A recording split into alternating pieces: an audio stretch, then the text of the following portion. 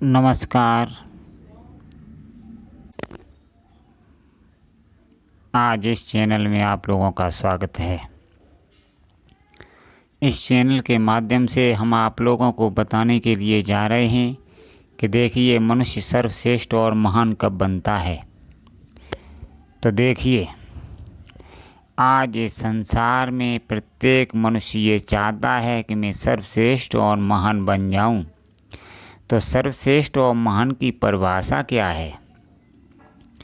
देखिए आज इस संसार में प्रत्येक मनुष्य धन की होड़ में लगा है और होड़ में लग कर के वो धन कमा भी लेता है, बहुत पैसे वाला बन जाता है। तो क्या उस इंसान को हम महान और सर्वश्रेष्ठ कहेंगे? नहीं, क्योंकि वो मनुष्य धन तो कमा लेता है लेकिन उसके अंदर जो विकार हैं, काम क्रोध मद मोह लोभ ईर्ष्या इत्यादि जो विकार, वो तो निरंतर चलते ही रहते हैं। लेकिन मनुष्य सर्वश्रेष्ठ और महान कम बनता है। देखिए जब मनुष्य अध्यात्म से जुड़ कर के सुबह शाम साधना के क्षेत्र में उतरता है तो धीरे धीरे क्या होता है, जब मनुष्य साधना करता है तो उसके अंदर से ये विकार धीरे धीरे नष्ट होने लगते हैं। विकार जैसे काम क्रोध मद मोह लोभ ईर्ष्या इत्यादि विकार जो मनुष्य के अंदर मन रूपी शक्ति है, वो निरंतर मनुष्य को भय देती रहती है। और जब तक मनुष्य साधना के क्षेत्र में नहीं उतरता है तब तक ये निरंतर विकार मनुष्य को परेशान किए रहते हैं। मनुष्य के अंदर निरंतर भय चलता रहता है, क्योंकि मनुष्य का जो चित्त है संसार चीज़ों में फंसा हुआ है। संसारिक चीज़ों में फंसा होने के कारण उसी तरफ मन भी फंसा हुआ है। इस प्रकार जब तक मनुष्य संसार का चिंतन करता रहता है, निरंतर मनुष्य के अंदर नकारात्मक प्रभाव बढ़ते रहते हैं, जो कि मनुष्य को निरंतर अबाध गति से बेचैन और विचलित करते रहते हैं। कोई मनुष्य आज इस संसार में प्रत्येक मनुष्य ये सोचता है, देखिए कि मैं धन कमा लूँगा, ऐश्वर्य और आराम की चीज़ें खरीद लूँगा तो मुझे सुख शांति प्राप्त हो जाएगी। तो ज़रा गौर करते हैं, देखिए एक पैसे वाला इंसान अच्छे से मकान में रहता है, फिर भी वह दुख से युक्त रहता है, कलेश से युक्त रहता है, मानसिकता विक्षिप्त रहती है। और वही एक झोपड़ी में रहने वाले साधु हर समय प्रसन्न रहते हैं। ऐसा क्यों है? जबकि साधु के पास कभी कभी खाने को भी उपलब्ध नहीं होता है। तो ज़रा गौर करें में इसमें विशेष अंतर क्या है। देखिए ये जो संसार में मनुष्य धन कमाता है तो ये इस धन का संबंध मनुष्य के स्थूल शरीर से होता है। जो मनुष्य का जो बाहरी आवरण दिखाई देता है इसी से होता है।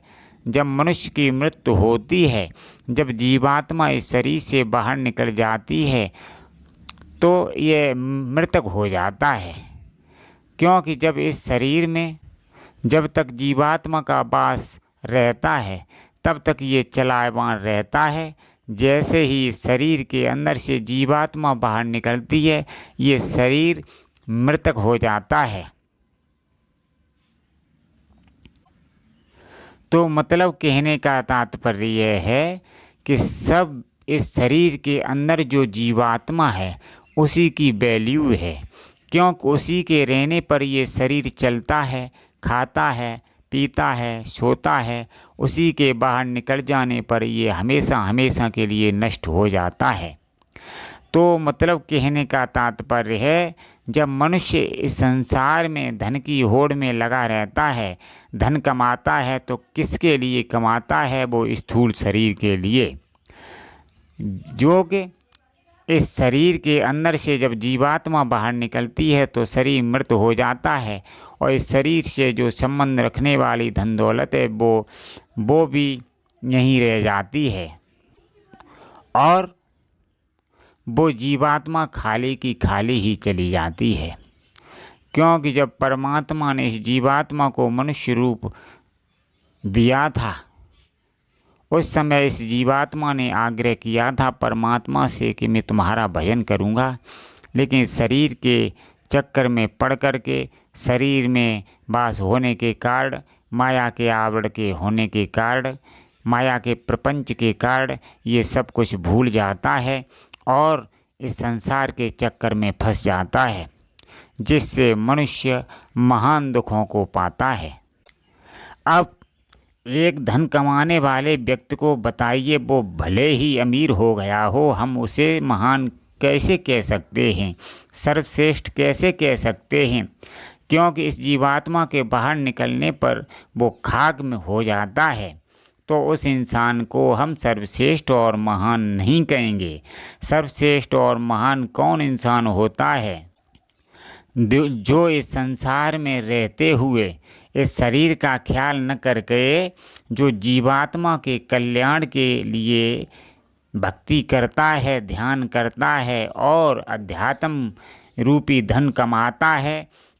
ऐसे क्या होता है जिससे कि वो सारी अध्यात्म जगत की धन संपदा को एकत्रित करके एक महान इंसान बन जाता है। उस इंसान को भूत भविष्य का ज्ञान हो जाता है, उस इंसान को इस संसार की हकीकत का पता चल जाता है, उस इंसान को परमात्मा के बारे में जानकारी हो जाती है, अर्थात वो इंसान परमात्मा का साक्षात्कार कर लेता है। जब इस तरह का उस इंसान को ज्ञान हो जाता है तो वो सर्वश्रेष्ठ हो जाता है।